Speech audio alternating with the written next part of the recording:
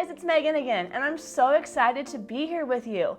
Can you believe that we're in our last week of September already? We're going to do something really cool for our lesson today. Today we're going to review all the things that we've talked about this month.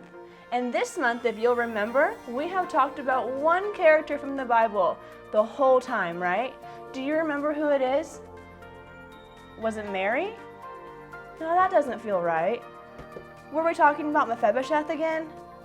I don't think we were talking about him either. Let's see, maybe if we talk about things that we know, we'll remember who it is. Okay, are you ready? We know that he was born during a time when the Israelites were enslaved in Egypt. And we know that when he was born, his mom and dad couldn't keep him safe where he was, so they put him into a basket and had him float down the Nile River. And we know that he was found and adopted into the royal family. Do we remember who it is yet? I'm still not sure. Let's see if we can get some more hints. We also know that he killed an Egyptian slave driver and fled to a place called Midian. And some 40 years later, he had a God encounter with a burning bush where God called him to go back to Egypt to help free the Israelites from slavery. And do we still not know who it is? Because I'm not sure yet. Do you know?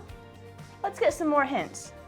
After a series of 10 plagues, including frog infestations and total darkness, and finally, a plague that ended the lives of all the firstborn children whose doorposts were not covered with the blood of young goats and lambs, this character helped lead his people to freedom, including through a sea where God used him to part the waters, allowing them to walk through on dry land.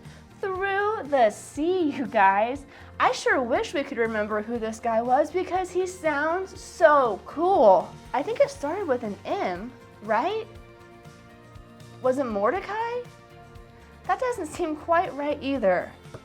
What else do we know? Along the journey to their promised land, this character was faced with complaining from the people that he had just helped lead out of slavery. And then he had to face a battle with them against the Amalekites. And God once again used this man to lead the Israelites to freedom. It sure seems like this character could help us learn a thing or two about knowing that with God, we can do hard things, you guys. Do you think that you might remember his name now? I think I do. Could you guys go ahead and tell me on the count of 3? I want you to say it really loud because I want to hear it too. Are you ready? 1, 2, 3. Who was it? Oh, that's right, it was Moses. Thank you, you guys sure helped me out there. He's helped us learn a lot this month. He helped us learn that God helps us, that God has a plan for us.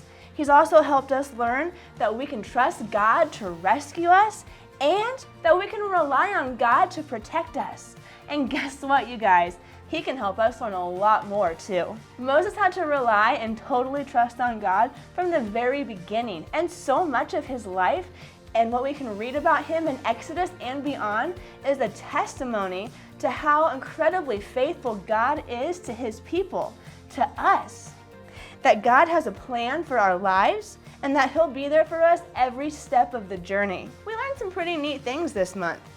Can you guys take some time today to write down 3 things? Or if you're not quite ready to write things down yet, have someone in your family help you write down 3 things that were your favorite that we learned about this month when talking about how God helps Moses.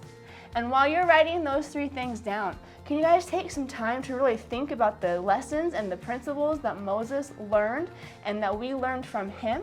And think about how you can apply those principles to your life today. Don't forget that we do have a memory verse this month that comes to us from Psalm 121 verse 2. And it says, "My help comes from the Lord, who made heaven and earth." One more time, are you ready? Psalm 121 verse 2. "My help comes from the Lord, who made heaven and earth." Have a great rest of your day, you guys, and I'll see you later. Bye!